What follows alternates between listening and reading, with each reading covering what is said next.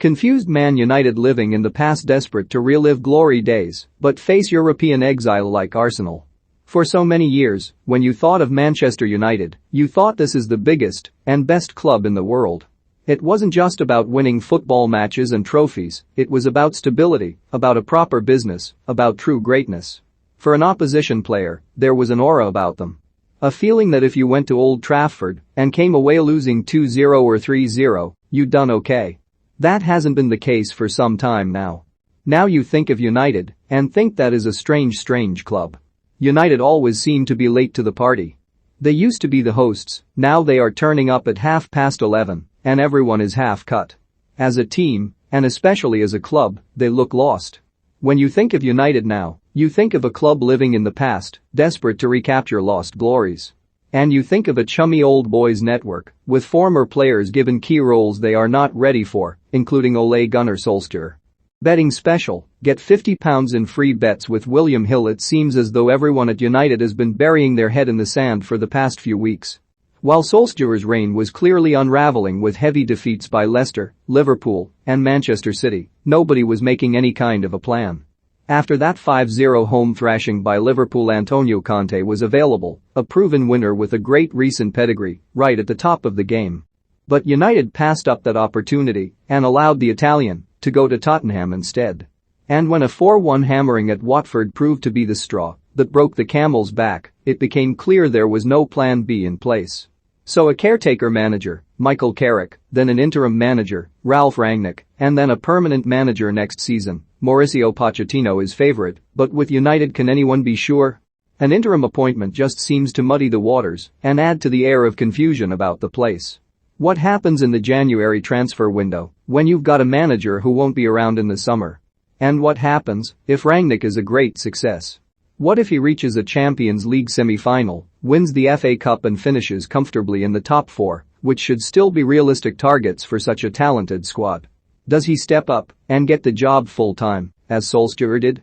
I've enjoyed listening to the many United legends in the media discussing all this, and, for me, the best take on it came from Paul Scholes when he asked how Solskjaer's coaching team were all still in place.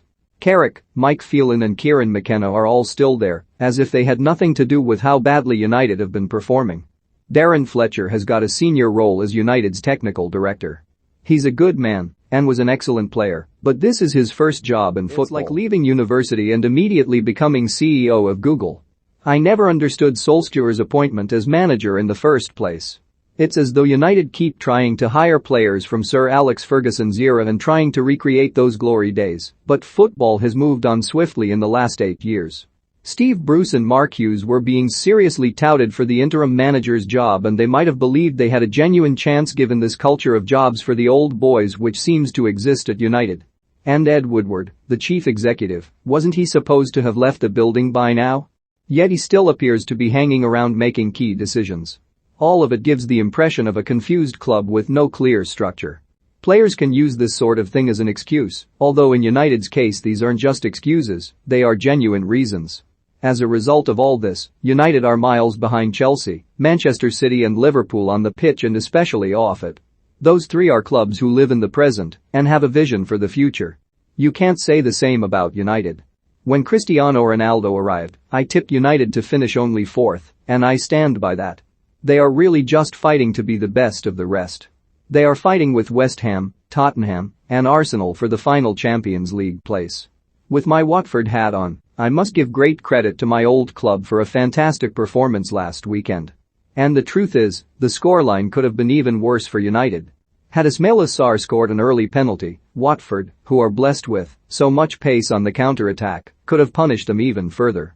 United don't have the fear factor for clubs like Watford, as they once did.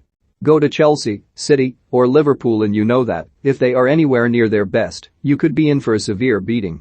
With United, clubs respect the quality they possess, but believe they are capable of winning. If United don't get things right soon, they will end up like Arsenal, cast adrift from the Champions League for several years. They have no divine right to Champions League football. If they want to have a great team again, they must first make themselves a properly run club. Read our Football News Live blog for the very latest rumors, gossip and done deals.